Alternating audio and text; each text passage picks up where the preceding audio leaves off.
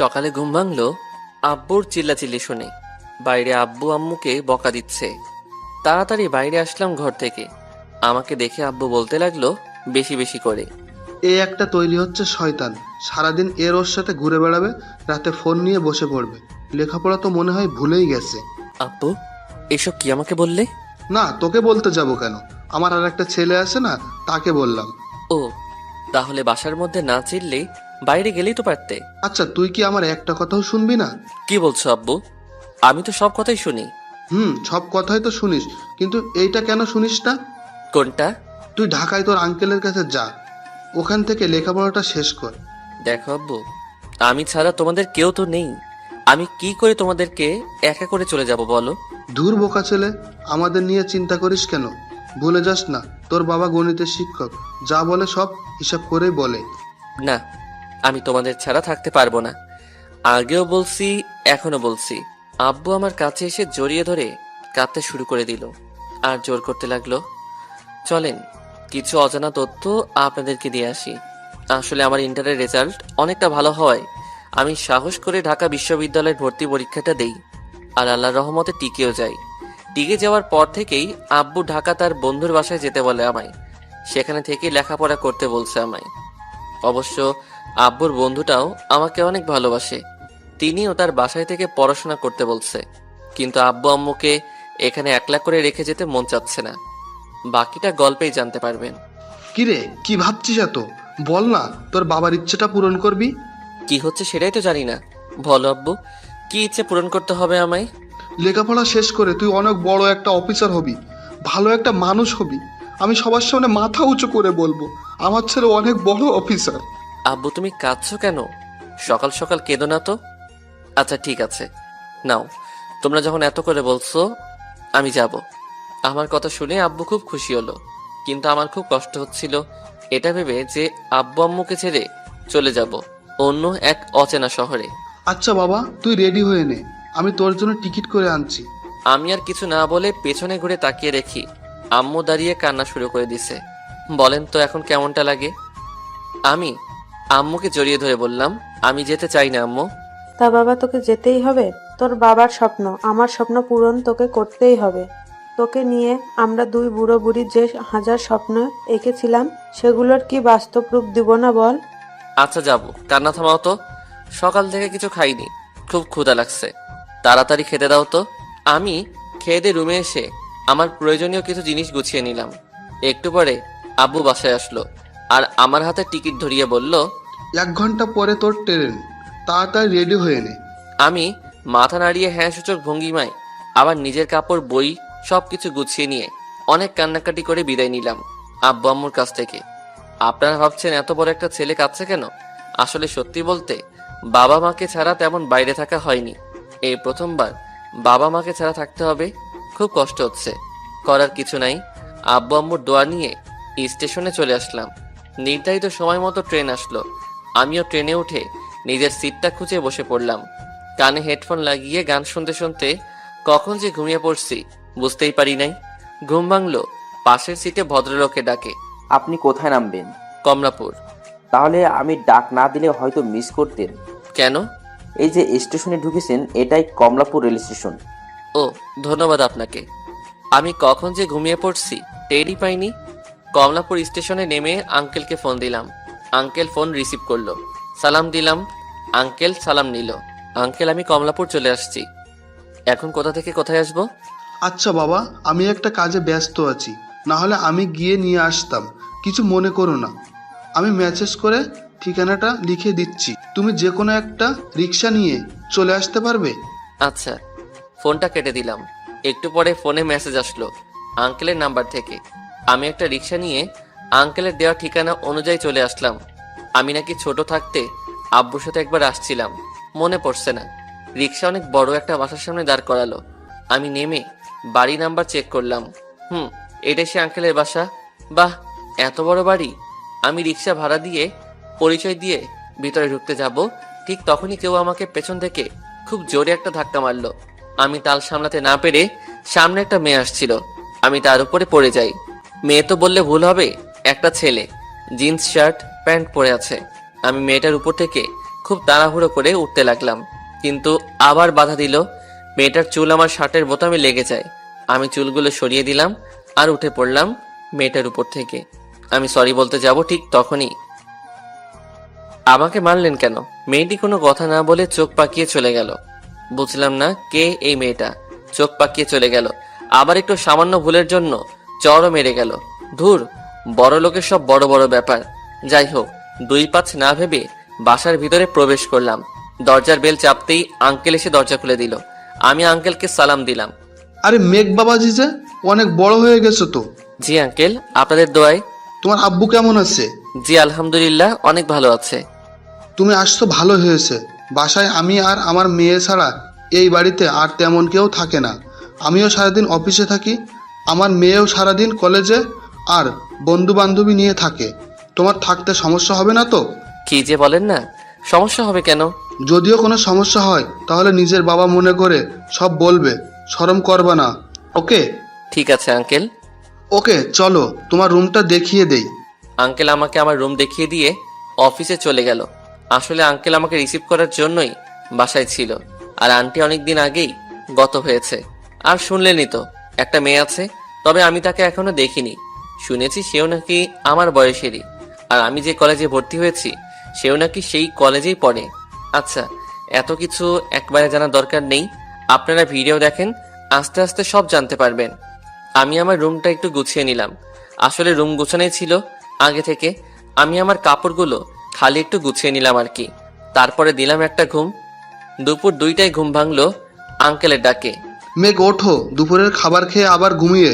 জি uncle, আপনি নিচে যান, আমি ফ্রেশ হয়ে আসতেছি। আচ্ছা। আঙ্কেল চলে গেল।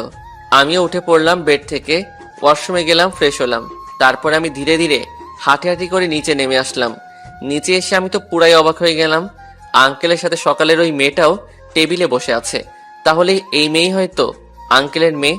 কি হলো মেঘ, দাঁড়িয়ে আছো কেন? বসো, তোমাদের পরিচয় করিয়ে দেই। নীলা, এ হচ্ছে আমার বন্ধুর ছেলে মেঘ। এখন থেকে আমাদের বাসায় লেখাপড়া করবে। আর মেঘ, এ হচ্ছে আমার মেয়ে নীলা। আমি মাথা তুলে একবার নীলার দিকে তাকাতেই ভয় পেয়ে গেলাম। অগ্নি দৃষ্টিতে নীলা আমার দিকে তাকিয়েছিল। আমি মাথা নিচু করে খেতে শুরু করলাম। আমি খাওয়া শেষ করে রুমে চলে আসলাম। একটু পরে আমার রুমে কারো উপস্থিতি টের পেলাম। আই ছেলে, তুই আমাদের বাসায় কেন থাকবি? জি, এখানে থেকে লেখাপড়া করার জন্য। শোন, এইটা আমার বাসা, এখানে থাকতে হলে আমার কথা মেনে থাকতে হবে। যখন যা বলবো তাই করতে হবে। ঠিক আছে। নে, এবার রেডি হয়ে নে, বাবা তোকে এই এলাকাটা ঘুরিয়ে দেখাতে নিয়ে যেতে বললো। ঠিক আছে, তুমি যাও, আমি আসতেছি। কি হলো, মারলেন কেন? তুই আমাকে কোন সাহসে তুমি করে বললি? আমরা তো সেম ইয়ারে, তাই বললাম। ভুলে যাস না, তুই আমার বাসায় আছিস, সো আমাকে আপনি করে বলবি। আচ্ছা। মনে থাকে জানো। জি থাকবে। নীলা চলে গেল। আমি বসে ভাবতে লাগলাম, এত রাগী আর অহংকারী মেয়ের বাসায় থাকবো কি করে? কথায় কথায় রাগ দেখায়। অনেক কিছু ভেবে দেখলাম, বাবার স্বপ্ন পূরণ করতে হলে সবকিছুই আমাকে মেনে নিয়ে থাকতে হবে এখানে। গরিব মানুষ, কিছু করার নাই। নীলার কথা মতো রেডি হয়ে নিচে আসলাম। এত সময় লাগে? কই, মাত্র তো আপনি বলে এলেন। মুখে মুখে তর্ক করবি না, এটা আমি পছন্দ করি না। চল এবার। আঙ্কেল কই? আব্বু অফিসে গিয়েছে, যার জন্য তোকে নিয়ে আমার যেতে হচ্ছে। আমি চুপচাপ নীলার পিছে হাঁটতে শুরু করলাম। তুই সামনে গিয়ে দাঁড়া, আমি গাড়ি নিয়ে আসতেছি। আমি কথা না বলে গেটের সামনে গিয়ে দাঁড়িয়ে পড়লাম। একটু পরে নীলা গাড়ি নিয়ে আসলো, আমাকে উঠতে বলল। আমি উঠে বসলাম গাড়িতে। গাড়ি চলছে তার আপন গতিতে। নীলা গাড়ি ভিতর থেকেই এটা এই জায়গা, ওটা ওই জায়গা, এইভাবে দেখিয়ে দিচ্ছিল। ঠিক তখনই নীলার একটা ফোন আসলো। নীলা ফোনে কথা বলার পরে গাড়ি ঘুরে বাসার দিকে নিয়ে আসতে লাগলো। একটু পরে বাসায় চলে আসলাম। বাসায় এসে দেখি আঙ্কেল 2টা ব্যাগ হাতে নিয়ে বসে আছে। দেখে মনে হচ্ছে কোথাও যাবে। আব্বু কোথায় যাবে? এত তাড়াহুড়ো করে ডাকি নিয়ে আসলে কেন? আর বলিস না মা, আমাকে এখনই মালয়েশিয়া যেতে হবে, না হলে 15 কোটি টাকার লোকসান হবে আমার কোম্পানির। কবে আসবে? 1 মাস মতো থাকতে হতে পারে। তবে চিন্তা করিস না, আমি যত তাড়াতাড়ি সম্ভব কাজ শেষ করে চলে আসব। আর মেঘ তো এখানে নতুন, একটু খেয়াল রাখিস ওর দিকে। আচ্ছা আব্বু। মেঘ। থাক আঙ্কেল, আমাকে কিছু বলতে হবে না। গুড বয়, ভালো থাকো তোমরা। আঙ্কেল চলে গেল। এখন নীলা আর আমি বাসায়। আল্লাহ জানে কপালে কি আছে। আমি রুমে বসে বই পড়তেছিলাম। ঠিক তখনই আগমন ঘটল নীলার। কি করছিস রে? বই পড়তেছি। এখন বই রাখ, চল তো আমার সাথে একটু মার্কেটে যাবি। ইচ্ছে ছিল না, তারপরও চুপচাপ বইটা বন্ধ করে নীলার সাথে মার্কেট যাওয়ার জন্য বের হলাম। আচ্ছা, তোর এখানে পড়ার শখ জাগলো কেন গরিব হয়ে? জি, আমি না, আমার আব্বুর আশা পূরণ করার জন্য এখানে আসতে হলো আমার। গরিবের আবার আশা? এই, তুই গাড়ি চালাতে পারিস? জি, আমার এক বন্ধুর বাবার গাড়ি ছিল, ওইটাই একটু চালাতাম। গুড, এখন থেকে আমার গাড়ি চালাবি। আচ্ছা। হুম। নীলা আমাকে গাড়ি চালাতে দিয়ে পিছনের সিটে গিয়ে বসলো। আমি তেমনটা রাস্তা না চেনার জন্য নীলা আমাকে গাইড করতেছিল পেছন থেকেই। সামনের মার্কেটেই গাড়ি দাঁড় করা, সাইড কর। আচ্ছা এই, তুই গাড়িতেই থাক। আচ্ছা। নীলা মার্কেটের ভিতরে চলে গেল, আর আমি গাড়ির ভিতরে বসে ভাবতে লাগলাম কি দরকার ছিল আমাকে নিয়ে আসার। বড় লোকের সব বড় বড় ব্যাপার। প্রায় 2 ঘন্টা পরে নীলা বের হলো, মাত্র একটা ব্যাগ নিয়ে। নীলা কোনো কথা না বলে গাড়িতে চড়ে বসলো। কোথায় যাব? বাসায় চল। আমি গাড়ি স্টার্ট দিয়ে মিডিয়াম গতিতে গাড়ি চালিয়ে বাসায় নিয়ে আসলাম। বাসায় এসে আমি আমার রুমে চলে আসলাম। একটু রেস্ট নিয়ে ফ্রেশ হয়ে রাতের খাবার খেয়ে বই পড়তে শুরু করলাম। কালকে প্রথম কলেজে যাব ভাবতেই কেমন জানি লাগছে। ভাবি শেষ করে একটু বই পড়ে ঘুমিয়ে পড়লাম। ফজরের ওয়াক্তে উঠে নামাজ আদায় করলাম, তারপর নিচে নামলাম। কাজের আন্টিটা অনেক সকালেই আসে। নিচে এসে দেখি কাজের আন্টিটা নাস্তা বানাচ্ছিল। আমি ওনার কাজে হেল্প করে নিজের নাস্তাটা বানিয়ে খেয়ে নিলাম। আন্টিটা শুধু নীলার জন্য নাস্তা বানিয়ে টেবিলে রেখে দিয়ে অন্য কাজে মন দিল। আমিও আবার আমার রুমে চলে আসলাম। এসে বই খুলে একটু পড়তে লাগলাম। সকাল 9টা, আমি তখনও বই পড়ছিলাম। তখন নীলা আমার রুমে এসে বলে গেল কলেজে যাবে, তাই রেডি হওয়ার জন্য। 10 মিনিট পরে আমি রেডি হয়ে নিচে এসে বসে রইলাম। বসে থাকার কিছুক্ষণ পরে নীলাও আসলো। রেডি হতে বললাম যে তোকে, রেডি না হয়ে বসে আছিস কেন? আমি তো রেডি হয়ে নিচে এসে বসে রয়েছি। তুই এই ঢোলা শার্ট প্যান্ট পরে কলেজে যাবি? একটু স্মার্ট হতে পারিস না? স্মার্ট হতে তো অনেক টাকা লাগে, কই পাবো আমি এত টাকা? সেটাও তো, তুই তো ফকিন্নি। কিছু বলার মতো শব্দ আর মুখ থেকে বের হচ্ছিল না। কি রে, দাঁড়ায় আছিস কেন? এই নে চাবি, গাড়ি বের কর। আমি নীলার হাত থেকে চুপচাপ চাবিটা নিয়ে গাড়ি বের করলাম। নীলা উঠে বসলো পিছনের সিটে, আমিও গাড়ি স্টার্ট দিলাম। কলেজ রোড তো আমি চিনি না, একটু বলবেন? সামনে গিয়ে বামে গাড়ি ঘুরিয়ে সোজা যাবি, তাহলেই কলেজ দেখতে পারবি। ওকে। নীলার কথা মতো আমি গাড়ি চালিয়ে কলেজে নিয়ে আসলাম। বাহ, অনেক বড় কলেজ তো।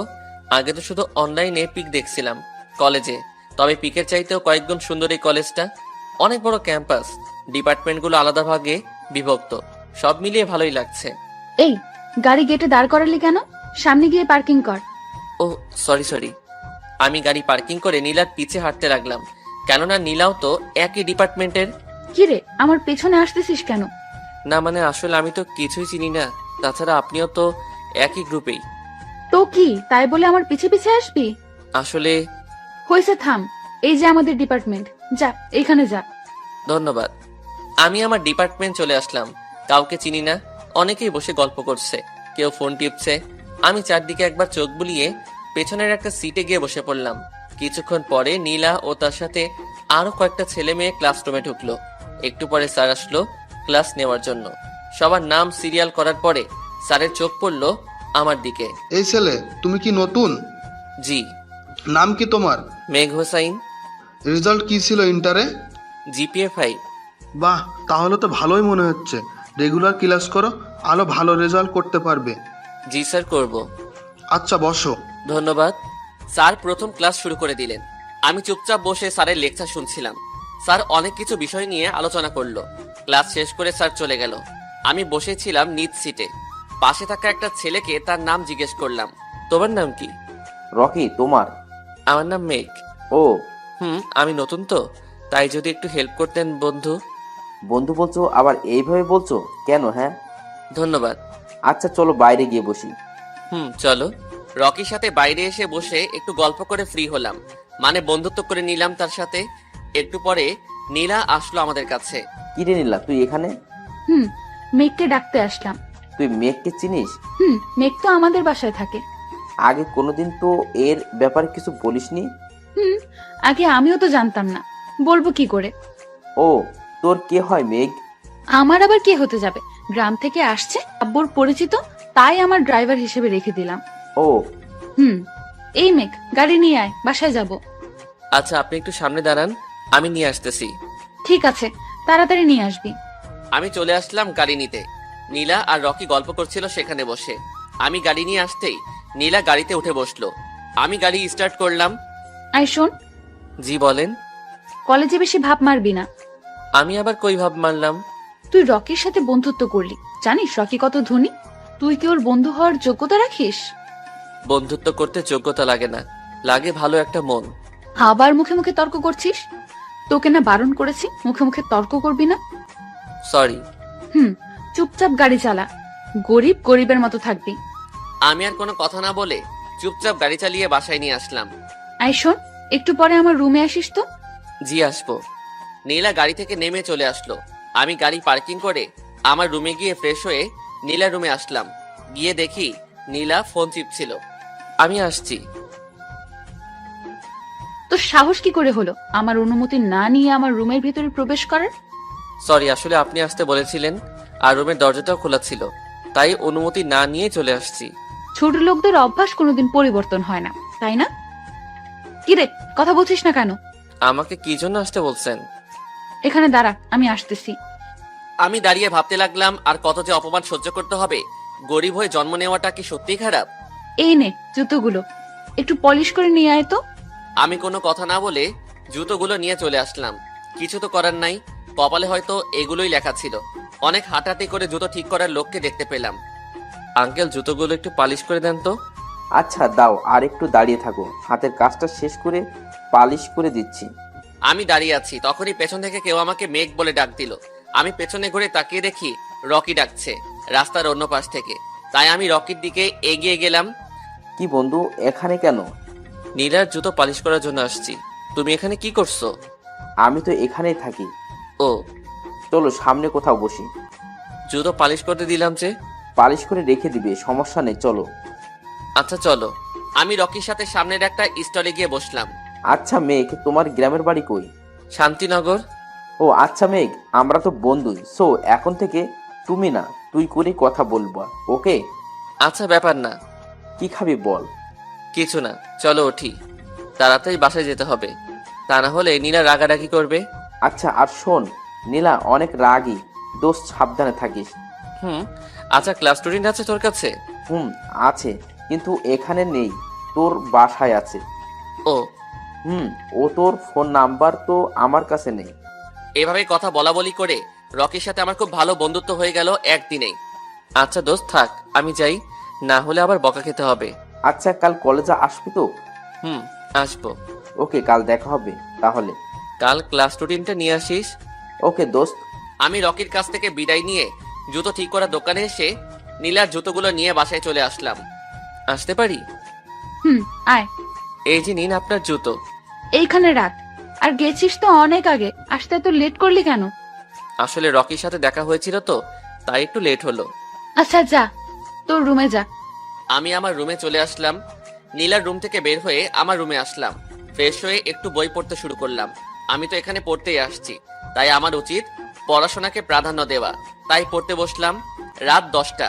নীলা ডাকছে আমায়, তাই বাধ্য হয়ে বইটা বন্ধ করে নীলার রুমে আসলাম। নীলার পারমিশন নিয়ে। এই, আমার ক্ষুধা লাগছে, খাবার গরম করে নিয়ে আয়। আমি? তো তুই না কে আছে এই বাসায়? যা, কথা না বাড়িয়ে তাড়াতাড়ি খাবার গরম করে নিয়ে আয়। আমি তো কোনো দিন করি নাই। করিস নাই, আজ করবি? যা, কথা বাড়াস না। কি আর করার, চলে আসলাম রান্নাঘরে। এসে কিছু খাবার গরম করে নীলার রুমে নিয়ে আসলাম। আপনার খাবার রেডি করে রাখবো? টেবিলে রাখে যা। আমি খাবারগুলো টেবিলে রেখে আবার রান্নাঘরে আসলাম। নিজের জন্য কিছু খাবার বেড়ে নিয়ে খেতে বসলাম। খাওয়া দাওয়া শেষ করে আমি আমার রুমে চলে আসলাম। আবারও বই খুলে একটু পড়ায় মন দিলাম। পড়তে পড়তে কখন যে ঘুমিয়ে পড়ছি বুঝতেই পারি নাই। ফজরের আজানে ঘুমটা ভেঙে গেল। উঠে উজু করে নামাজ পড়ে একটু ছাদে উঠলাম। সকালে ছাদে যাওয়ার মজাই নাকি আলাদা। সত্যি অনেক মজা। শীতল হাওয়া, পাখির ডাক, সব মিলিয়ে ভালোই লাগছিল। কিন্তু এই ভালো লাগাটা বেশিক্ষণ থাকলো না। কে যেন ফুল ভলিউম দিয়ে ইংলিশ গান চালাতে লাগলো। বিরক্ত হয়ে নিচে নামতে লাগলাম। নিচে এসে আরো জোরে সাউন্ড পাচ্ছি। একটু নামতেই বুঝতে পারলাম এইটা নীলার রুম থেকে আসতেছে। একটু পরে কাজের আন্টিটা আসলো আর বলে গেল নাস্তা রেডি করছে, খেয়ে আসতে। আমি আবার নীলার রুমে বলে আসতে বললাম আন্টিকে। আন্টি নীলার রুমের দিকে চলে গেলেন। আমি নিচে এসে নাস্তা করা শুরু করে দিলাম। আমি আবার সকালের খিদে সহ্য করতে পারি না। ওই ফকিন্নির বাচ্চা, সব আবার রাক্ষসের মতো খেয়ে ফেলিস না। নীলার কথা শুনে আর খাবার ভিতরে যাচ্ছিল না, তাই আর না খেয়ে উঠে চলে আসছিলাম। দেখ না, ফকিরের আবার রাগও আছে। আমি কোনো কথা না বলে চলে আসলাম। একটু পরে কলেজে যাওয়ার জন্য রেডি হয়ে নীলার রুমের সামনে আসলাম। আসতে পারি? হ্যাঁ, আয়। কলেজে যাবেন না? না, তুই যা। আচ্ছা। আমি কলেজে যাওয়ার উদ্দেশ্যে বেরিয়ে পড়লাম রাস্তায়। সামনে গিয়ে বাসে উঠবো ভাবতেছি, তখনই কই থেকে যেন রকি বাইক নিয়ে সামনে চলে আসলো। ওঠ। কলেজে যাবি? ওঠ। আমি রকির বাইকে উঠে পড়লাম। সকালে নাস্তা করছিস? করে আসলাম। তুই? রে, মাত্র করে বের হলাম। ও। তা নীলা কই? কলেজে যাবে না? বাসায় আছে। আমি জিজ্ঞাসা করতে গিয়েছিলাম, বলল তো আসবে না। ও। কথা বলতে বলতে কলেজে চলে আসলাম। কলেজে এসে অবাক হয়ে গেলাম নীলাকে দেখে। কি রে, তুই না বললি কলেজে আসবে না নীলা? আমাকে তো তাই বলছিল। ও আচ্ছা, বাদ দে, চল আড্ডা দে। ক্লাস নেই। আচ্ছা, তবে একটু পরে। ও, ক্লাস রুটিনটা নিয়ে আসছিস তো? দাঁড়া দিচ্ছি। রকি তার ব্যাগ থেকে রুটিনটা বের করে আমাকে দিল। ধন্যবাদ। বন্ধু বলিস আবার ধন্যবাদ দিতেছিস, এটা কেমন হলো? আচ্ছা চল ক্লাসে যাই। বসবি না? না, চল ক্লাসে গিয়ে বসি। ওকে চল। আমি আর রকি ক্লাসরুমে এসে সামনের সিটে বসে পড়লাম। একটু পরে স্যার চলে আসলো। ক্লাস শুরু হওয়ার কয়েক মিনিট পরে নীলা আর নীলার বান্ধবীরা সবাই ক্লাসে আসলো। স্যার লেকচার দেওয়া শুরু করে দিল। ক্লাস শেষ হওয়ার কিছু আগে প্রথম টেস্ট পরীক্ষার নোটিশ দিয়ে দিল স্যার। স্যার আরো বলল, প্রতিবারের মতো এইবারও যে প্রথম হবে পরীক্ষায় তাকে নাকি পুরস্কৃত করা হবে। স্যার ক্লাস শেষ করে চলে গেলেন। রকি, আমার তো তেমন পড়াই হলো না, কিছু নোট ধার দিবি? আচ্ছা, বিকালে দেখা করিস। আচ্ছা। আই মেঘ, বাসায় যাবি না? হ্যাঁ যাব। ও, তাহলে তাড়াতাড়ি গেটে আয়। আচ্ছা। নীলা চলে গেল। আচ্ছা তাহলে আমি যাই রে, বিকেলে দেখা করব। আচ্ছা, ফোন দিস একটু। আচ্ছা। আমি রকিকে বিদায় দিয়ে গেটে এসে দাঁড়াতেই নীলা গাড়ি নিয়ে আসলো। আমি গাড়িতে উঠলাম। নীলা গাড়ি চালাতে লাগলো। আচ্ছা, আপনি যে সকালে বললেন কলেজে আসবেন না, তাহলে আবার আসলেন যে? কেন আসলাম তার জবাব কি তোকে দিতে হবে? আবার তোর সাহস কি করে হলো আমাকে প্রশ্ন করার? সরি। ছোট লোক সবসময় ছোট হয়ে থাকবি, বড় হওয়ার চেষ্টা ভুলেও করিস না। আমি কি করব না করব এসব বিষয় নিয়ে আমার বাবাও কোনোদিন জানতে চায় না। আর তুই কি করে, কোথা থেকে এত সাহস কি পাস আমার সাথে তর্ক করার? আমাকে প্রশ্ন করিস, আমি বুঝি না। বাসায় গিয়ে আজ মজা দেখাবো। আমি চুপচাপ বসে ভাবতে লাগলাম, কি যে কপালে আছে আজ, কেন যে প্রশ্ন করতে গেলাম। কি রে ফকিন্নির বাচ্চা, কি ভাবিস? দেখেন, আমাকে যা খুশি বলতে পারেন, কিন্তু আমার মা বাবাকে নিয়ে কোনো কথা বলবেন না। কি রে, তোর বাবা আমেরিকায় ভিক্ষা করে নাকি? দেখেন, যা খুশি যা ইচ্ছে হয় আমাকে বলেন, যা করতে ইচ্ছে হয় আমার সাথে করেন, কিন্তু দয়া করে আমার মা বাবাকে নিয়ে কিছু বললেন না। নীলা কি যেন বুঝে চুপচাপ গাড়ি চালাতে লাগলো। বাসায় চলে আসলাম। নীলা গাড়ি থেকে নেমে গেল। এই গাড়ি পার্কিং করে তাড়াতাড়ি আমার রুমে আসো তো, কাজ আছে। আচ্ছা। নীলা ভিতরে চলে গেল, তাই আমি গাড়িটা পার্কিং করে নীলার রুমের সামনে গিয়ে, আসতে পারি? আই। আমি দাঁড়িয়ে আছি মাথা নিচু করে নীলার সামনে। এই ড্রেসটা নিয়ে যা, আর ভালো করে ধুয়ে আয়রন করে রেডি করে রাখিস তো। বিকেলে আমি একটু বাইরে যাব, তুইও রেডি হয়ে থাকিস। আচ্ছা। আমি ড্রেসটা নিয়ে চলে আসলাম। এসে ড্রেসটা পরিষ্কার করে ছাদে শুকানোর জন্য দিয়ে আসি। আমি গোসল করে দুপুরের খাবার খেয়ে একটু বসে বই পড়তেছিলাম। ঠিক তখনই নীলা চলে আসলো। আমার ড্রেস আয়রন করছিস? শুকানোর জন্য ছাদে দিয়ে আসছি তো। ও আচ্ছা, তাড়াতাড়ি নিয়ে এসে আয়রন করে আমার রুমে নিয়ে আয়। আচ্ছা। নীলা চলে গেল, কি আর করার, চলে গেলাম ছাদে। গিয়ে ড্রেসটা নিয়ে রুমে চলে আসলাম। রুমে এসে ড্রেসটা আয়রন করে নীলার রুমে গেলাম দিতে। আসতে পারি? আয়। আপনার ড্রেস এইখানে রেখে চলে যা, আর তুইও রেডি হয়ে নে। আচ্ছা। আমার রুমে এসে ভাবতে লাগলাম, আমি আবার কি রেডি হব? আমি তো একটা ফকিন্নি। না, শার্টটা পরিবর্তন করে নেই। আমি ভালো একটা শার্ট, ভালো বলতে তেমনটা না, 6 মাস আগের কিনে একটা শার্ট পরে নিলাম। আমি রুমে শার্টটা পরে রুমে বসেছিলাম, তখনই নীলার ডাক শুনতে পেলাম, তাই তাড়াতাড়ি নিচে চলে আসলাম। কিরে, তোকে না রেডি হয়ে থাকতে বললাম? আমি তো রেডি হয়ে আছি। ও, ভুলেই তো গেলাম, তুই তো একটা ফকিন্নি। যা, গাড়িটা বের কর। মাথা নিচু করে গাড়িটা বের করতে আসলাম। গাড়িটা বের করে গেটে দাঁড়ায় আছি। নীলা এসে পেছনের সিটে বসে পড়লো। কোথায় যাব? সিটি পার্কে যা। আচ্ছা। গাড়ি চালাতে লাগলাম আর ভাবতে লাগলাম, ব্যাপার কি, আজ আমাকে রেডি করে পার্কে নিয়ে যাচ্ছে, ব্যাপার কি? যা ইচ্ছে তাই করুক। আমি ভাবছি কেন, বড় লোকের সব বড় বড় ব্যাপার। সিটি পার্কে চলে আসলাম। এই সামনে দাঁড় করা গাড়িটা। আমি গাড়ি দাঁড় করাইলাম। নীলা গাড়ি থেকে নেমে গেল। এই শোন, তুই গাড়ির কাছেই থাক, আমি ভেতরে যাচ্ছি। এসে যেন আবার তোকে এখানেই দেখতে পাই। যদি এখানে দেখতে না পাই তাহলে কিন্তু তোর খবর আছে। আচ্ছা, আমি গাড়িতেই থাকবো। নীলা চলে গেল। আমি গাড়িতে বসে আছি। 10 মিনিট, 20 মিনিট, 40 মিনিট, এভাবে প্রায় 1 ঘন্টা পার হয়ে গেল। নীলার আসার কোনো চিহ্ন গন্ধ পাচ্ছি না। আমি গাড়ি থেকে বের হলাম, চারদিকে একটু চোখ বুলাইতে লাগলাম, কিন্তু কাউকে দেখছি না। আমি গাড়ির সামনেই একটু হাঁটতে লাগলাম। হেঁটে হেঁটে একটু দূরেই চলে আসলাম। হঠাৎ করে কে যেন হেল্প হেল্প বলে চিল্লাতে লাগলো। আমি শব্দটা অনুসরণ করে এগিয়ে যেতে লাগলাম। একটু এগোতেই আবার হেল্প হেল্প বলে চিল্লাতে লাগলো। চিল্লারির আওয়াজটা ঠিক নীলার কণ্ঠের মতো লাগছিল। তাই আর দেরি না করে দৌড়ে এগিয়ে যেতে লাগলাম। দৌড়াতে দৌড়াতে পার্কের শেষ প্রান্তে একটা নির্জন জায়গায় চলে আসলাম। আর কোনো শব্দ পাচ্ছি না। তাই ভাবতে লাগলাম কোন দিক থেকে শব্দটা আসতেছিল, আর এখন আমি কোন দিকে খুঁজবো। এই দিকটা তো বেশি নির্জন, এদিকে তো কেউ আসে না মনে হয় এই দিক থেকে আওয়াজটা আসতেছিল। আবার সামনের দিকে দৌড়ে যেতেই, চোখ দুটো সামনে যেতেই আমি ঠাই হয়ে দাঁড়িয়ে পড়লাম। দাঁড়াবো না কেন? 3টা ছেলে নীলাকে নিয়ে জবরদস্তি করতেছিল। একজন নীলার মুখ চেপে ধরে আছে, আর একজন হাত পাগুলো বাঁধতেছিল। কি করব? আমি তো একা, ওরা 3জন। কি করব কিছুই বুঝতেছি না। কাউকে দেখতেও পাচ্ছি না যে কাউকে ডাক দিব। না, আর ভাবা যাবে না। আঙ্কেল যাওয়ার আগে তো আমাকে বলে গিয়েছে নীলাকে যেন দেখে রাখি। আমার জীবনের বিনিময় হলেও নীলাকে ঠিক রাখতে হবে। তাই পাশ থেকে একটা লাঠি নিয়ে তাদের সামনে যেতেই তারা নীলাকে ছেড়ে দিল। আর নীলা ছাড়া পেতেই আমার পিছে এসে দাঁড়ালো। তাদের 3জনের মধ্যে একটা ছেলে বলতে লাগলো, কিরে, এই মালটাই তোর নতুন বয়ফ্রেন্ড নাকি, যার জন্য আমাকে আদর দিচ্ছিস না? মুখ সামলে কথা বল। আসলে আমি জানতাম না তুই এতটা খারাপ।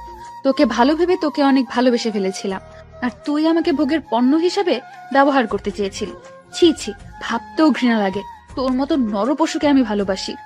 কে রে তুই? নীলার সামনে থেকে সরে যা, না হলে তোকে মেরে এখানে মাটি চাপা দিয়ে দেবো। আমার দেহে প্রাণ থাকাকালীন তোরা কেউ নীলার গায়ে হাত দিতে পারবি না। তাই নাকি? এই ধর তো শালারে। তারা 3জন খুব রেগে আমার দিকে আসতে লাগলো। আমিও তাদের কাছে গেলাম। হয়ে গেল এক ঢিসুম ঢিসুম। আমার হাতে লাঠি আর তাদের একজনের হাতে ছুরি ছিল। আমি লাঠিটা দিয়ে সবাইকে মারতেছিলাম। ঠিক তখনই পিছন থেকে তাদের মধ্যে একজন হাতে থাকা ছুরিটা আমার দিকে ছুঁড়ে মারলো। ভাগ্যক্রমে আমিও পিছনে ঘুরি আর দেখতে পাই ছুরিটা আমার দিকে আসছে। আমি সাহস করে এক হাত সামনে দিয়ে ছুরিটা ধরে নিলাম। ছুরিটা ধরায় আমার বাম হাতটা অনেকটা কেটে গিয়েছে। ছেলেগুলো আমার সাথে যখন আর পেরে উঠতে পারলো না, তখন তারা চলে গেল। আমি লাঠি আর ছুরিটা ফেলে দিয়ে নীলার সামনে গেলাম। চলেন বাসায় যাই। তোমার হাত তো অনেকটা কেটে গেছে, দাও বেঁধে দেই। আপনি আমার হাত ধরেছেন কেন? ফকিরের রক্ত লেগে যাবে তো আপনার হাতে। নীলা আর কিছু বলতে পারলো না, শুধু এক দৃষ্টিতে আমার দিকে তাকিয়েছিল। আমার হাতটাও অনেক যন্ত্রণা করছিল। তাই আমি নীলার সামনে থেকে গাড়ির দিকে আসতে লাগলাম। তখনই পেছন থেকে কে যেন ডাক দিল। এই তুমি মেঘনা? কিন্তু আপনি কে? আপনাকে ঠিক চিনলাম না তো। আমি তোমার সাথেই পড়ি, সেম ইয়ার। আমি রিয়া। এই তোমার হাত থেকে এত রক্ত ঝরছে কেন? সামান্য একটু কেটে গিয়েছে তো, তাই আর কি। কই দেখি দেখি, এত বড় হাত কাটলো কি করে? আর তোমার সারা শরীরে এত দাগ কেন? সামনের ঝোপে পা পিছলে পড়ে গিয়েছে তো তাই। রিয়া তার ব্যাগ থেকে একটা টিস্যু বের করে রক্তগুলো মুছে দিল। আমার ইচ্ছাতেই জোর করে তার নতুন ওড়না ছিঁড়ে আমার হাতটা বেঁধে দিল। এটা কি করলেন? আমার জন্য আপনি আপনার দামি ওড়নাটা ছিঁড়ে ফেললেন কেন? আমার কাছে অন্য চাইতে বন্ধুত্বটা অনেক দামি, বুঝলে? বুঝলাম, কিন্তু আমরা তো বন্ধু না। কে বলছে? আমরা এখন থেকেই বন্ধু। ওকে। মেঘ, তোমার ফোন নাম্বারটা দাও তো। মেঘের ফোন নাম্বার নিয়ে তুই কি করবি? আরে নীলা, তুই এখানে কখন আসলি? অনেক আগেই আসছি। আই মেঘ, চলো, আমার খুব খারাপ লাগছে, বাসায় চলো। আরে নীলা, তুই মেঘকে চিনিস? চিনবো না কেন? ও তো আমার বাসায় থাকে। ও, তাহলে তো ভালোই হলো। কি ভালো হলো? কথা কানে যায় না, বললাম না বাসায় যাব। জি চলেন। আমি আর নীলা সেখান থেকে চলে আসলাম। রিয়া কিছু বলতে চাইলো, কিন্তু আমি ইশারায় না করে দিলাম, মানে কথা বলতে বারণ করলাম। আমি গাড়িতে উঠতে যাব, তখনই ওইদিকে গিয়ে বস। কেন? কেন আবার? তোর হাত কেটে গিয়েছে, চালাতে পারবি না গাড়ি। না, আমি চালাতে পারবো। আর তাছাড়া গরিবদের এর চাইতেও অনেক বেশি কষ্ট সহ্য করতে হয়। এত বেশি কথা বলিস কেন? তোকে ওই পাশে বসতে বলছি, চুপ করে বসে পড় ওই পাশে। আমি আর কথা না বলে চুপচাপ গাড়িতে উঠে বসে পড়লাম। নীলা গাড়ি চালাচ্ছে, আমি পাশে বসে আছি। তুই রিয়াকে কবে থেকে চিনিস? আজকে এই প্রথম কথা হলো আমাদের। বাহ, ভালো তো। একটা অচেনা মেয়ে তোর হাত বেঁধে দিতে পারলো, আর আমি পারলাম না।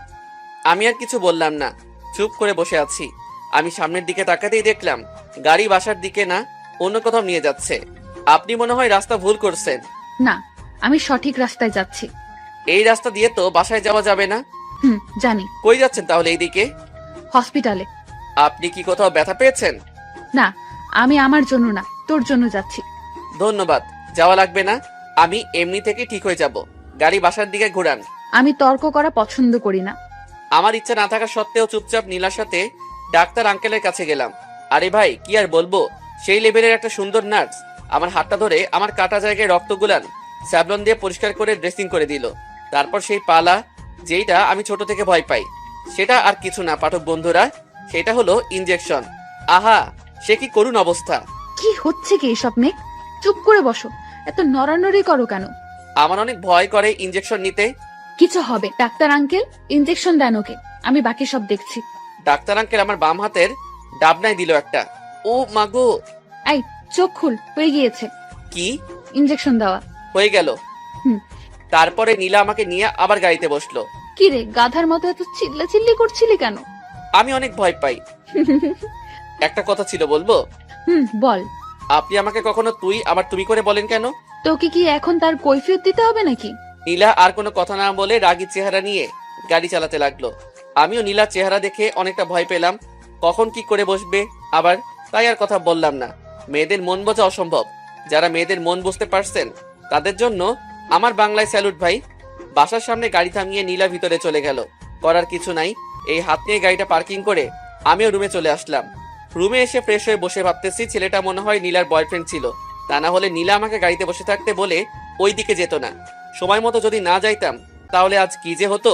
মেঘ, জি, আপনি আমার রুমে কখন আসলেন? তোকে বলতে হবে নাকি? এটাই আমার বাসা, যখন যেখানে খুশি আমি যেতে আসতে পারি, বুঝলি? কি বললাম আর কি শুনিয়ে দিল? এর নামই বুঝি বড় লোক। কিছু বললি? না তো। আর কয়েকদিন পরে তো পরীক্ষা শুরু, তাই তুই যদি চাস আমার নোটগুলো কয়েকদিনের জন্য নিতে পারিস। ধন্যবাদ, আপনার নোট লাগবে না, রকেট থেকে নিয়ে নিব। আচ্ছা, তোর হাতের অবস্থা কেমন? আমি আমার হাতটা সামনে বাড়িয়ে দিলাম। হাত বাড়াস কেন? আপনি না জানতে চাইলেন তাই হাত বাড়িয়ে দিলাম, দেখে বুঝে নেন কেমন অবস্থা। তোর সাহস কিন্তু দিন দিন বেড়ে যাচ্ছে, ভুলে যাস না আমি কে। নীলা রাগী একটা লুক দেখিয়ে চলে গেল। শালা কপালটাই খারাপ, একে তো গরিব দুয়েতে পড়ছি, এক অহংকারী মেয়ের হাতে সারাদিনটা এভাবে শুয়ে থেকে পার করে দিলাম। পরের দিন সকালে প্রতিদিনের মতো নাস্তা করে নীলার কাছে গেলাম। আসতে পারি? আয়। কলেজে যাবেন না? আমার যেতে একটু লেট হবে, তুই চলে যা। আচ্ছা। চলে আসলাম নীলার রুম থেকে। বাসার নিচে এসে রকিরে ফোন দিলাম। হ্যালো দোস্ত। কলেজে যাবি কখন বন্ধু? এই তো দোস্ত, রেডি হচ্ছি। আচ্ছা, আমি রাস্তার পাশে দাঁড়িয়ে আছি। কোন রাস্তায় দাঁড়িয়ে আছিস? নীলাদের বাসার সামনের রাস্তায়। আচ্ছা দোস্ত, 5 মিনিট দাঁড়া, আমি আসতেছি। আচ্ছা বন্ধু। কয়েক মিনিট পরে রকি তার বাইক নিয়ে চলে আসলো। কি রে দোস্ত, তোর হাতে ব্যান্ডেজ কেন? আর বলিস না, কালকে রাস্তায় হাঁটতেছিলাম, তখন একটা মানুষের সাথে ধাক্কা খেয়ে পড়ে যাই, আর এই অবস্থা। ও, ডাক্তার দেখেছিস? আচ্ছা ওঠ। আমি আর রকি কলেজে চলে আসলাম। আপনারা ভাবছেন তো কেন আমি রকিকে মিথ্যা বললাম? রকিকে সত্যিটা যদি বলে দিতাম তাহলে তো নীলা ছোট হয়ে যেত। আমি তা হতে দিব না, তাই একটু মিথ্যা বললাম। আপনারা কেউ সত্যিটা বলে দিয়েন না যেন। আর খাদিজার এডিটিং এর গল্পগুলো আপনাদের কেমন লাগে তা কমেন্ট করে জানাতে ভুলবেন না। আমি আর রকি বসে আড্ডা দিতেছি, তখন রিয়া আসলো। রিয়াও আমাদের সাথে বসে আড্ডা দিতেছিল। হঠাৎ করে রকির ফোন বেজে উঠলো। আচ্ছা, তোমরা একটু গল্প করো, আমি আসতেছি। কি রে, ভাবি নাকি? ওই রকমই। রকি চলে গেল। আচ্ছা রিয়া, রকি কি বিবাহিত? আরে না। তাহলে ভাবি পাইলে কই? আরে পাগল, ওই ফোনটা ছিল রকির প্রেমিকার। রকি প্রেম করে আর আমি জানতাম না? সবাই তোমার মতো নাকি যে সিঙ্গেল থাকবে সারা জীবন? তার মানে তোমারও বয়ফ্রেন্ড আছে? আরে না, তবে তবে কি? খুব তাড়াতাড়ি হয়ে যাবে। কি হবে? কিছুই না, গাধা একটা। চলো ক্লাসে যাই। তাই চলো। আমি আর রিয়া ক্লাসে চলে আসলাম। ক্লাসে এসে দেখলাম নীলাও চলে আসছে। আমি নীলার সামনে দিয়ে যেতেই নীলা আমাকে থামতে বলল। জি বলেন। কই ছিলি এতক্ষণ? বাইরে। বাইরে কি করছিলিস? বসে একটু গল্প করছিলাম রকি আর রিয়ার সাথে। কলেজে কি গল্প করার জন্য আসছিস? আই নীলা, কি শুরু করলি? আই, তুই চুপ থাক। আচ্ছা নীলা, তোর সমস্যা কি? মিকির সাথে এমন করছিস কেন সব সময়? আমি করছি মেঘের সাথে, তোর কি সমস্যা হচ্ছে? তুই এত চেতস কেন? মেঘ, তুমি চুপ থাকো তো, আমাকে কথা বলতে দাও। আমি সেই দিনও দেখলাম নীলা তোমার সাথে খারাপ ব্যবহার করছে। আমি যদি খারাপ ব্যবহার করেও থাকি তাহলে তা মেঘের সাথেই তো করেছি। তুই কেন এত জ্বলছিস? বুঝলাম না, কি হয় মেঘ তোর? মেঘ আমার ভালো বন্ধু। আচ্ছা রিয়া, তুমি সত্যি আমার বন্ধু হয়ে থাকো। প্লিজ এখান থেকে চলে যাও, প্লিজ প্লিজ। চলে যেতে বলছিস কেন? তোর জন্যই তো এসব শুরু হয়েছে। আমি তার জন্য দুঃখিত। রিয়া আর কোনো কথা না বলে চলে গেল। আজ বাসায় গিয়ে তোর ব্যবস্থা করব। আর কোনো কথা না বলে চুপচাপ বসে পড়লাম পিছনের একটা সিটে। যদি আমি কথা বলতাম তাহলে হয়তো আমাকেই আরো অপমান সহ্য করতে হতো, তাই চুপচাপ বসে পড়লাম। একটু পরে স্যার আসলো, ক্লাস নিয়ে চলেও গেল। আর 2 দিন পর থেকে পরীক্ষা শুরু হবে আমাদের, তাই আর ক্লাস হবে এই 2 দিন। এমনিতেও তেমন ক্লাস হয় না। যাই হোক, ক্লাস শেষ করে ক্যাম্পাসে একলা বসে আছি। কই থেকে যেন রিয়া আবার হাজির হলো। মেঘ, বলো। নীলা তোমার কে হয়? আমার কেউ না, তবে আমি তাদের বাসায় থাকি। কেউ হয় না? তাহলে কেন থাকছো ওর বাসায়? আমি আব্বুকে বলছি কাল থেকে আমাদের বাসায় থাকবে তুমি। আরে না, আসলে নীলার আব্বু আমার আব্বুর বন্ধু, তাই আব্বু আমাকে তাদের বাসায় থাকতে বলছে। আর আমার পক্ষে সম্ভব না ওই বাসা ছাড়া, যতই কষ্ট হোক না কেন আমাকে ওইখানেই থাকতে হবে। আমি আঙ্কেলের সাথে কথা বলি। না, আব্বু রাজি হবে না কিছুতেই। এসব কথা বাদ দাও তো। নীলা তোমাকে অনেক কষ্ট দেয়, তাই না? আরে না, বাদ দাও তো। রকির আগমন ঘটলো। কিরে, ক্লাসে যাসনি তোরা? গিয়েছিলাম তো। তাহলে এখানে কেন? ক্লাস শেষ। এত তাড়াতাড়ি? কয়দিন পর পরীক্ষা শুরু হবে, তাই তেমন সময় দেয়নি স্যার। বসবি না বাসায় যাবি? চল বাসায় যাই, অনেক ক্লান্ত লাগছে। তা তো লাগবেই। গার্লফ্রেন্ডের সাথে ছিলিস এতক্ষণ, কত যে ঝড় গেছে তোর উপর দিয়ে। মজা নিচ্ছিস? তুই দিলে আমি নিব না, তা কি হয়? এই তোরা আবার কি শুরু করলি? কি দোস্ত, তোর মন খারাপ কেন? আর বলিস না রকি, নীলা যা শুরু করেছে মেঘের সাথে। আসলে এই নীলাটা একটু বেশি বেশি করে ফেলে তোর সাথে। রকি চল বাসায় যাই। আর একটু বসো। না, পরীক্ষার দিন আবার দেখা হবে ইনশাআল্লাহ। আচ্ছা, তাহলে আমিও বাসায় যাই রে। আচ্ছা ভাই। আমি রকির সাথে বাসায় চলে আসলাম। বাসায় ঢুকেই নীলার গাড়ি দেখতে পেলাম। তার মানে নীলা চলে আসছে কলেজ থেকে। আজ যে কপালে কি আছে আল্লাহ ছাড়া আর কেউ হয়তো জানে না। আমি চুপচাপ বাসায় ঢুকতেছিলাম। আই মেঘ, জি বলেন। এদিকে আয়। কপাল খারাপ, আস্তে আস্তে নীলার সামনে গিয়ে মাথা নিচু করে দাঁড়িয়ে আছি। তা মেঘ সাহেব, আপনি কি বলছিলাম না কলেজে কারোর সাথে মিশবেন না? কি হলো, কথা বলছেন না কেন আপনি? ওই ফকিনের বাচ্চা, মুখে কি লাগিয়েছিস? কথা বলছিস না কেন? আপনাকে এর আগেও বলছিলাম যা ইচ্ছে হয় আমাকে বলবেন, তবুও আমার আব্বুকে না। কোনো দোষ করে থাকলে আমি করছি, আমার আব্বু তো কোনো দোষ করেনি, তাহলে তাকে কেন বকা দিলেন? ওরে বাবা, ফকিরের মুখে কথা ফুটছে এবার। তাহলে তোকে বারবার বারণ করছি না কারোর সাথে মিশবি না? আমি মিশলে আপনার সমস্যা কি? আমি তোকে উত্তর দিতে বাধ্য নই। আমি আর কথা না বাড়িয়ে চুপচাপ চলে আসলাম। আমি ওইখানে যদি থাকতাম তাহলে হয়তো আরো কথা শোনাতো, তাই চুপচাপ চলে আসলাম। কথা বললেই কথা বাড়বে। আমি রুমে এসে ফ্রেশ হয়ে নিচে খেতে আসলাম। চুপচাপ খাওয়া শুরু করে দিলাম। একটু পরে নীলাও আসলো খেতে, তাই আমি খাওয়া শেষ করে উঠতে যাব, ঠিক তখনই আই, একটু আমার রুমে আসিস তো বিকেল 4টার দিকে। আচ্ছা। আমি চলে আসলাম। আমার রুমে এসে বই খুলে পড়তে শুরু করলাম। কয়দিন পর থেকে পরীক্ষা, একটু বেশি করে পড়তে হবে এখন। একটু পরে আমার ফোনটা বেজে উঠলো। ফোনের স্ক্রিনে তাকিয়ে দেখলাম অচেনা নাম্বার, তাই ফোনটা রিসিভ করে সালাম দিলাম। ওই পাশ থেকে একটা মেয়ে সালাম গ্রহণ করলো। আপনাকে তো ঠিক চিনলাম না। আরে মেঘ, আমি রিয়া। ও রিয়া, তুমি আমার নাম্বার কই পেলে? রকির কাছ থেকে নিয়েছি। রকি দিয়েছে আমার নাম্বার? কেন, দিতে বারণ করেছিলে বুঝি? আরে না, বারণ করব কেন? তাহলে এমন ভাবে বললে কেন? একটু কথা বলতেই নীলার ডাক কানে আসলো। আচ্ছা রিয়া, বাই। নীলা ডাকছে, পরে কথা বলবো। নীলা, আর নীলা। কল কেটে দিয়ে নীলার রুমে আসলাম। আসতে পারি? আয়। তোকে কতক্ষণ থেকে ডাকছি, আর তোর কানে কেবল ডাক ঢুকলো? আসলে আসলে কি? না, কিছু না। খুব বার বেড়ে যাচ্ছিস তাই না? আই যা, রেডি হয়ে গাড়ি বের কর। কোথায় যাবেন? তোকে কি এখন বলতে হবে আমায় যে কোথায় যাব? সরি। তোকে এত অপমান করি, তারপরও তোর একটু শিক্ষা হয় না। আসলে ছোট লোকেরা বুঝি এমনই হয়। আমি কথা না বাড়িয়ে চলে আসলাম ওইখান থেকে, মানে নীলার কাছ থেকে। আর কি, কথা বললেই বেশি হতো, তাই চুপচাপ চলে আসলাম। গরিব হয়ে জন্ম নিয়েছি, তাই আজ কথায় কথায় অপমান সহ্য করতে হয়। গাড়ি বের করে গেটে দাঁড়িয়ে আছি। একটু পরে নীলা আসলো। এই প্রথম আমার দেখা নীলা শাড়ি পরছে। অসম্ভব সুন্দর লাগছে। নীল শাড়ি, ম্যাচিং ব্লাউজ, চোখ ফেরাতেই পারছি না। কি রে ছোট লোক, এমন ভাবে তাকে কি দেখছিস? আরে ধরা পড়ে গেলাম তো। কই কিছু না তো। ছোট লোকের মতো এভাবে তাকিয়ে না থেকে গাড়িতে ওঠ। আমি গাড়িতে উঠে গাড়ি স্টার্ট করলাম। নীলা পিছনে বসলো। কই যাবেন? সামনে গিয়ে বামে ঘুরিয়ে সোজা চালা। আচ্ছা। 46 মিনিট গাড়ি চলার পরে এই, ওই বাসাটার সামনে গাড়ি দাঁড় করাবি। আচ্ছা, আমি গাড়ি দাঁড় করালাম যথাস্থানে। তুই গাড়ি পার্কিং করে ভিতরে আয়, আমি যাচ্ছি। আচ্ছা। নীলা ভিতরে চলে গেল। আমি গাড়িটা এক সাইডে পার্কিং করে ভিতরে আসলাম। বাড়ির ভিতরটা অনেক সুন্দর করে সাজানো দেখে মনে হচ্ছে কারো জন্মদিনের অনুষ্ঠান হবে। অনেক মানুষের ভিড়ে নীলাকে কোথাও দেখতে পাচ্ছি না তো। কই খুঁজবো এখন? পড়লাম এক বিপাকে। অনেক খোঁজার পরে দেখা মিলল নীলপরীর। এখানে সবাই কত সুন্দর ড্রেস আপে আসছে, আর আমি থাক আর বললাম না। নীলা আমাকে ইশারায় ডাকলো তাদের কাছে। আমি গেলাম নীলার পাশে।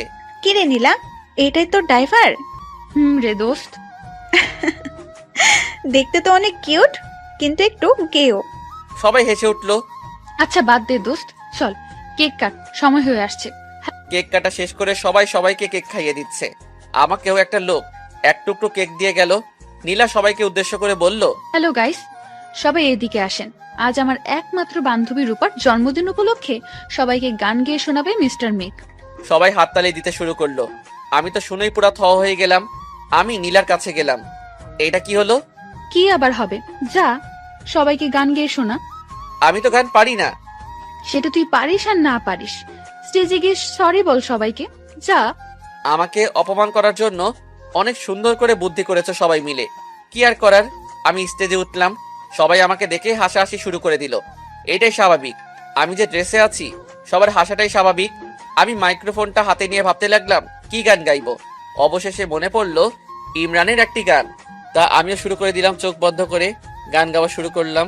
ও আমার বন্ধু গো, চিরসাথী পথ চলা, তোমারই জন্য গড়েছি আমি মঞ্জিল ভালোবাসা। গান শেষ হওয়া মাত্র সবাই হাততালি দিতে শুরু করলো। আরো একটা গান গাওয়ার জন্য রিকোয়েস্ট করলো সবাই, তাই আরো একটা গান গাইলাম। গান গাওয়া শেষ করে স্টেজ থেকে নামতেই সবাই আমাকে ঘিরে ধরে বলতে লাগলো আমি কোনো শিল্পী নাকি। একটু পরে রূপাও আসলো। ধন্যবাদ মেঘ, কেন? এত সুন্দর দুইটা গান উপহার দেওয়ার জন্য। আরে তার জন্য আবার ধন্যবাদ দিতে হবে নাকি? এক এক করে আরো অনেকগুলো মেয়ে আসলো ধন্যবাদ দেওয়ার জন্য। কই থেকে যেন নীলা আমার কাছে এসে এক টানে বাইরে নিয়ে আসলো। কি রে, মেয়ে দেখলেই কথা বলতে আর ভাব জমাতে মন চায়, তাই না ফকিরের বাচ্চা? আমি তো কথা বলতে চাইনি, তারাই তো আসতেছিল। হয়েছে, আমার সামনে ভাব নিস না। আমি আবার কি ভাব নিলাম? গাড়ি নিয়ে আয়, বাসায় যাব। অনুষ্ঠান তো শেষ হয়নি এখনো। আমি বলছি না বাসায় যাব। আচ্ছা, নিয়ে আসতেছি। মেয়েদের মন বোঝা সত্যি অনেক কঠিন। গিরগিটির মতো রং বদলায়। গাড়ি নিয়ে চলে আসলাম নীলার কাছে। তারপরে নীলাকে নিয়ে বাসায় চলে আসলাম। রাত 8টায় বই খুলে বসে আছি আমার রুমে। একটু পরে রিয়ার ফোন আসলো। এই যে মিস্টার মেঘ, কি করা হচ্ছে এখন? পড়তে বসছি। তুমি? তাহলে ডিস্টার্ব করলাম বুঝি, সরি। আরে ডিস্টার্ব হবে কেন, আমরা বন্ধুই তো নাকি। আচ্ছা, কালকে তুমি কি ফ্রি থাকবে? কাল না আসলে তো বলতে পারবো না। ও, তা ডিনার করছো? না, তুমি? করে আসলাম। এইভাবে প্রায় 45 মিনিট কথা বলার পরে রিয়া ফোনটা রাখলো। পারেও বটে মেয়েরা এত ফোনে কথা বলতে। আমি ফোন রেখে নিচে আসলাম। ডিনার করে আবার নিজের রুমের দিকে যেতে লাগলাম। পিছন থেকে আয় মেঘ। জি বলেন। কিছু না, যা। আবার হাঁটা শুরু করে দিলাম। আমার রুমে এসে একটু পরে ঘুমিয়ে পড়লাম। পরের দিন ফজরের সময় উঠে নামাজ পড়ে একটু ছাদে আসলাম। ঠান্ডার সময় সকালের রোদ গায়ে মাখার মজাই আলাদা। একটু পরে নিচে আসলাম, নাস্তা করলাম একসাথেই, মানে নীলার সাথেই। আমি নাস্তা করে উঠে আসবো, তখনই নীলা থামিয়ে দিল।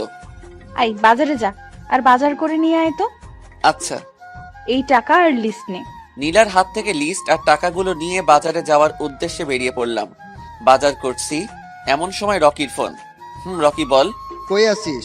আমি তো কাঁচা বাজারে আছি। বাজার করতে গিয়েছিস? হুম। আচ্ছা শোন, বাসায় বাজার দিয়ে আমাকে একটু ফোন দিস, তোকে নিয়ে এক জায়গায় যাব। না বন্ধু, নীলা জানতে পারলে অনেক বকবে রে। আমি নীলাকে বলবানি, তুই তাড়াতাড়ি বাজার কর। আচ্ছা। রকি ফোন কেটে দিল। আমি বাজার করা শেষ করে বাসায় নিয়ে আসলাম। বাসায় না আসতেই নীলার ডাক, তাই নীলার কাছে গেলাম। কই যাবি রে তোরা? আমি জানি না। যাবে, যা তাড়াতাড়ি বাসায় আসবি। আচ্ছা, মনে হয় রকি নীলাকে বলছে আমাকে যাওয়ার অনুমতি দিতে। বড় লোকরা তো বড় লোকদের কথা শুনবেই। আমি বাসার বাইরে এসে রকিকে ফোন দিলাম। কই? তুই কই? বাসার নিচে দাঁড়িয়ে আছি। আচ্ছা দাঁড়া, 2 মিনিট আসতেছি। আমি দাঁড়িয়ে রইলাম। কয়েক মিনিট পরে রকি চলে আসলো। কিরে, কই যাবি? আর এত সাজুগুজু কেন? বিয়ে করতে। মানে? বাইকে ওঠ, সব খুলে বলছি। আচ্ছা নে, উঠলাম। এখন বল। আসলে রুবির সাথে আমার কয়েক বছরের সম্পর্ক। হঠাৎ করে এখন রুবির মাথায় বিয়ে করার ভূত চেপে বসেছে। তো তুই বাসায় বল। আরে না, বাসায় এখন বলা যাবে না। কেন? সমস্যা আছে। তো এখন কি করতে চাচ্ছিস? আর কই যাচ্ছি এখন আমরা? বিয়ে করতে কাজী অফিস যাচ্ছি। তোর মাথা ঠিক আছে? মা বাবাকে না বলে বিয়ে করা ঠিক না দোস্ত। জানি, কিন্তু আমাদের 3 বছরের সম্পর্ক, আর রুবিকে না পেলে আমি বাঁচবো না রে। আচ্ছা, যা ভালো মনে করিস। আচ্ছা, তুই যে সম্পর্ক করিস আগে বলি না কেন আমায়? না বলার জন্য সরি দোস্ত, রাগ করিস না। কাজী অফিস কত দূর? এই তো সামনে। কাজী অফিস চলে আসলাম। রুবি কই মানে? ভাবি কই? ওই যে রিয়ার সাথে দাঁড়িয়ে আছে। বাহ, রিয়াও জড়িত এই ব্যাপারে? রিয়া রুবির হয়ে স্বাক্ষর করবে, আর তুই আমার হয়ে।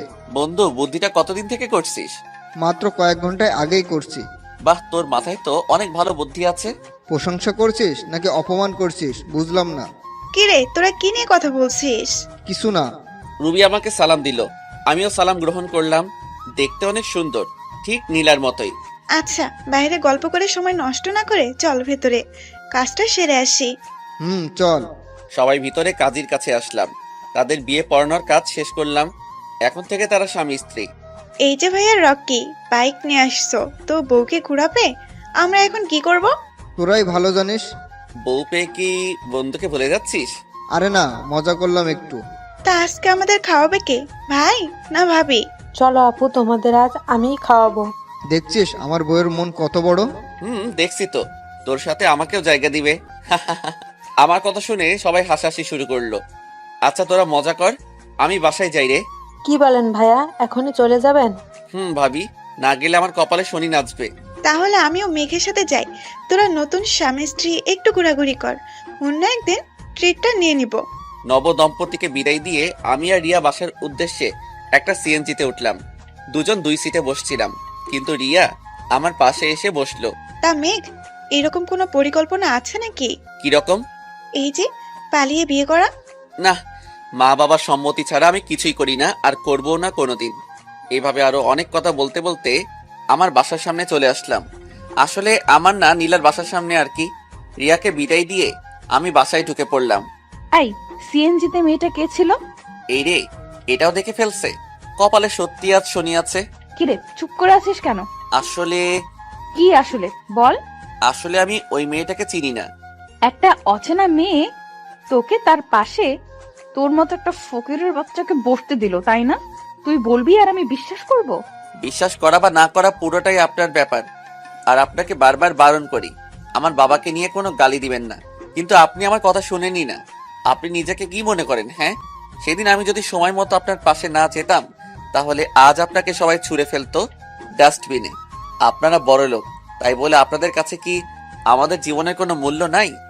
তোর সাহস হয় কি করে? ছোট লোকের বাচ্চা, আমার বাড়িতে আছিস, আমার খাচ্ছিস, আর আমাকে এই কথা শোনাস? তার জন্য এতদিন সব সহ্য করছি। ছোট লোকের বাচ্চার আবার বড় গলা। মুখ সামলে কথা বলবেন। আমার বাবা ছোট লোক না, ছোট লোক আপনি। টাকা পয়সা থাকলেই বড় লোক হওয়া যায় না। বড় লোক হতে হলে মন থাকা লাগে, ভালো একটা মন, যার মাঝে কোনো অহংকার থাকবে না, যেটা আপনার নেই। তুই এই মুহূর্তে আমার বাসা থেকে বের হয়ে যা। তোর মতো ছোট লোকদের দয়া করে জায়গা দেওয়াটাই ভুল হয়েছে। চলে যাব, আর থাকবো না আপনার মতো অহংকারীর বাসায়। যা যা, ভাগ। আমি নীলার সামনে থেকে আমার রুমে চলে আসলাম। কি থেকে কি হলো, বাবার স্বপ্ন পূরণ করব কি করে? আর বাবা এসব জানতে পারলে তো অনেক কষ্ট পাবে। আর কাল থেকে পরীক্ষা, এখন কই যাব? না, বাবাকে এসব জানতে দেওয়া যাবে না। কিছু একটা ব্যবস্থা করতে হবে আমাকে। এখানে আর থাকবো না। না, কালকে পরীক্ষাটা আগে দেই, তারপরে না হয় কিছু একটা বুদ্ধি করা যাবে। যেই বাবা সেই কাজ। রাতে আর খেলাম না, না খেয়ে পড়তে বসছি। পড়তে পড়তে প্রায় রাত 2টা বাজে, তাই বইটা বন্ধ করে ঘুমিয়ে পড়লাম। ফজরের আজানে ঘুম ভাঙলো। নামাজ পড়ে আবারও একটু পড়ে সকাল সকাল কলেজে চলে আসলাম। ক্যাম্পাসে প্রায় 1 ঘন্টা একলা বসে থাকার পরে রকি আসলো। কিরে দোষ, মন খারাপ করে বসে আছিস কেন? কই বোন খারাপ করে বসে আছি? বন্ধুর চোখকে ফাঁকি দেওয়া এত সহজ কাজ না। এখন বল কি হয়েছে? কালকে নীলা কিছু বলেছে তোকে?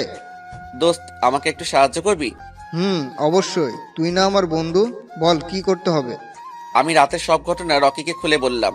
আরে এই নিয়ে চিন্তা করিস কেন, আমাদের বাসায় তুই থাকবি। না দোস্ত, এটা হয় না।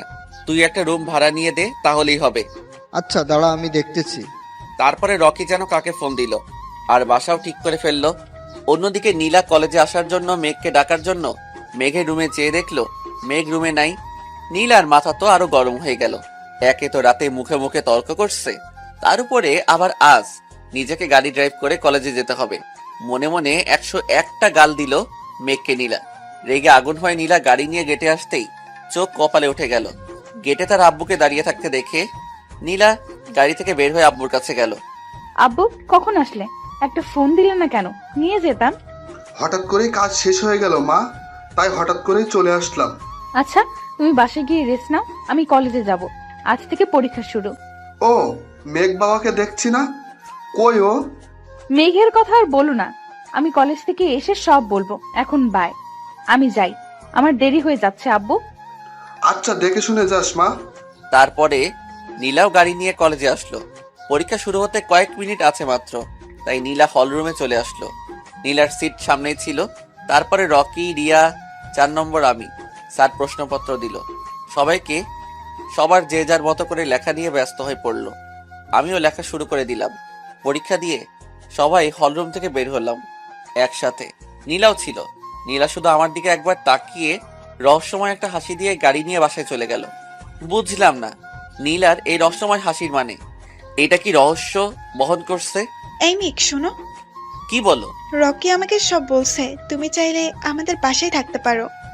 ধন্যবাদ। আমার বাসা ঠিক করছে তো রকি? আচ্ছা, পরীক্ষা কেমন দিলা? ভালো। তুমি? মোটামুটি। রকি চলে আসলো। May God. আমি রিয়াকে বিদায় দিয়ে রকির সাথে বাসায় চলে আসলাম। বাসায় ঢুকে তো আমি পুরাই অবাক হয়ে গেলাম আঙ্কেলকে দেখে।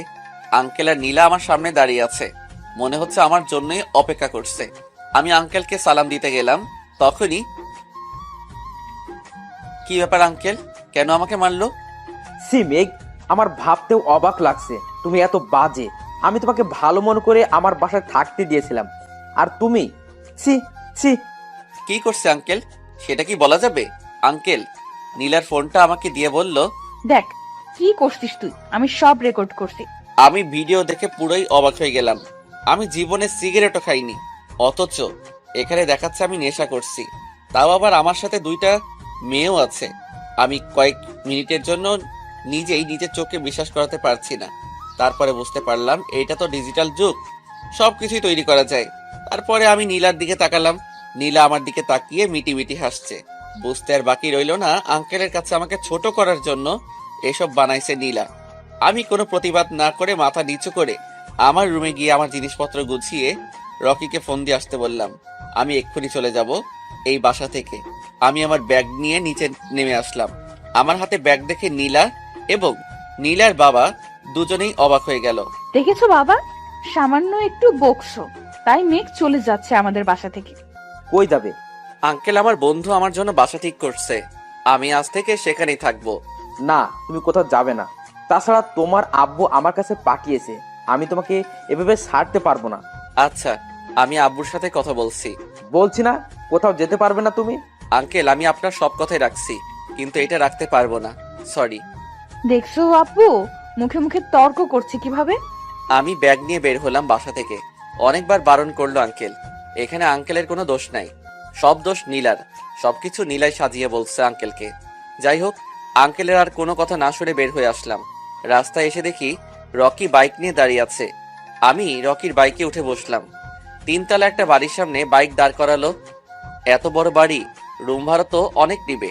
আরে না, এটা আমাদেরই বাসা, এটা পুরোটাই ভাড়া দেওয়া হয়। আর ওই পাশের বাসাটা দেখতেছিস না, ওইটা আমাদেরই বাসা। আমি আব্বু আম্মুর সাথে ওই বাসায় থাকি। ও, ভাড়া কত দিতে হবে আঙ্কেলকে? কিসের ভাড়া? রুম ভাড়া।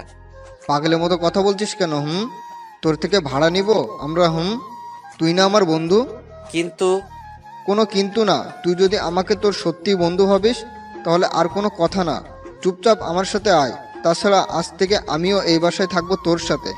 রকির কথাগুলো শুনে চোখে পানি আটকে রাখতে পারলাম না, কেঁদেই দিলাম। রকি আমাকে জড়িয়ে ধরলো। এই মিয়া, কাঁদিস কেন? তোর মতো বন্ধু সবার কপালে জোটে না, আমি অনেক ভাগ্যবান রে। কেন? এই যে তুই আছিস। হয়েছে হয়েছে, চল, উপরের রুমটা গোছানোর কাজ চলছিল, হলো নাকি? চল। আমি রকির সাথে উপরতলায় উঠলাম। আজ থেকে আমরা এই ফ্ল্যাটেই থাকবো। আমি রকির কথা শুনে চারদিকে তাকালাম। বাহ, অনেক বড় এবং অনেক সুন্দরভাবে গোছানো ছিল রুমটা। এক রুমেই 2টা বেড ছিল আমাদের জন্য। আমি আমার ব্যাগ থেকে বই কাপড়গুলো সব বের করে গুছিয়ে নিলাম। তারপরে ফ্রেশ হয়ে রুমে এসে দেখলাম রকি 2 প্লেট খাবার নিয়ে বসে আছে। খাবার কই পেলি? আম্মু পাঠিয়ে দিল তোর আর আমার জন্য। ও, আঙ্কেল আন্টির সাথে তো দেখাই করলাম না। আব্বু তো দেশের বাইরে আছে, আম্মু কাল চলে যাবে, সন্ধ্যায় দেখা করিস। না না, চল না দোস্ত, এখনই দেখা করে আসি। আমার অনেক খিদে পাইছে, আই তো আগে দুজনে একসাথে খাই, খাওয়া শেষ করে আম্মুর কাছে নিয়ে যাব। আচ্ছা। খাওয়া দাওয়া শেষ করে রকির সাথে আন্টির সাথে দেখা করার জন্য ওই বাসায় গেলাম। আমি আন্টির কাছে গিয়ে সালাম করলাম। কে বাবা তুমি? তোমাকে তো ঠিক চিনলাম না। আম্মু, ও মেঘ, তোমাকে তো বলছিলাম ওর কথা। ও তুমি মেঘ? জি আন্টি, কেমন আছেন আন্টি? আচ্ছা বাবা, তুমি কেমন আছো? জি আন্টি, ভালো আছি। ও বাসায় থাকতে তোমার কোনো সমস্যা হবে না তো? কি যে বলেন না আন্টি। আচ্ছা বাবা, আমি তো কাল চলে যাব আমেরিকায়, তুমি আমার ছেলেটাকে একটু দেখে রেখো। এটা আবার বলতে হয় নাকি? আপনি রকির জন্য কোনো চিন্তা করবেন না, আমি আছি তো। আম্মু, কাল পরীক্ষা আছে, আমরা যাই। আচ্ছা, রাতের খাবার পাঠিয়ে দিব। আচ্ছা আম্মু। আন্টিকে সালাম দিয়ে বাসায় এসে আমি পড়তে বসলাম, আর রকি রুবির সাথে কথা বলা শুরু করে দিল। রাত 9টা পর্যন্ত পড়লাম, আর অন্যদিকে রকি কথা বলাই শেষ করতে পারছে না বউয়ের সাথে। বন্ধু আর কত? আর একটু দোষ। ওকে। রকির কথা বলা শেষ হলে আমরা ডিনার করতে গেলাম। ডিনার শেষ করে আবার রুমে এসে আমি পড়তে বসলাম। অন্যদিকে রকি বউকে নিয়ে ব্যস্ত হয়ে পড়ল। পরের দিন সকালে নাস্তা করে আন্টিকে নিয়ে এয়ারপোর্টে রেখে আসলাম। তারপর কলেজে গেলাম। রকি, তুই কি পরীক্ষা দিবি রে? সারা রাত তো কথাই বলে গেলি, একটু পড়লি না? তুই তো পড়ছিস নাকি? পড়ছি। তাহলেই হবে। কিভাবে হবে? কিছুই তো বুঝতেছি না। এখন আর বোঝার সময় নাই, চল হলরুমে যাই, পরীক্ষা শুরু হবে। আচ্ছা। আমি আর রকি হলরুমে আসলাম। সবাই চলে আসছে। আজকে আবার সিট চেঞ্জ করছে। আমার পাশে রিয়া, পিছনে রকি আর সামনে নীলা। আমি সিটে বসতেই, এত দেরি করলে কেন মেঘ? রকির আম্মুকে এয়ারপোর্টে রাখতে গিয়েছিলাম, তাই একটু লেট হলো। নীলা পেছন থেকে আমাকে একবার আরো চোখে দেখলো। একটু পরে হলরুমে স্যার চলে আসলো, প্রশ্নপত্র দিয়ে দিল। সবাই মাথায় হাত দিয়ে প্রশ্নপত্র দেখছে। পেছন থেকে রকি গুতাগুতি করা শুরু করে দিছে। কিরে, কমন আসছে তোর? একটু চুপ কর, দেখতে দে আগে। তোমার কমন আসছে? কমন আসছে। আমাকে একটু হেল্প করবে? আমি কিছুই পারছি না। এটা আবার বলতে হবে নাকি? দোষ শুধু রিয়াকে না, আমাকেও একটু করিস। এখন চুপ থাকবি তুই? সবাই প্রশ্ন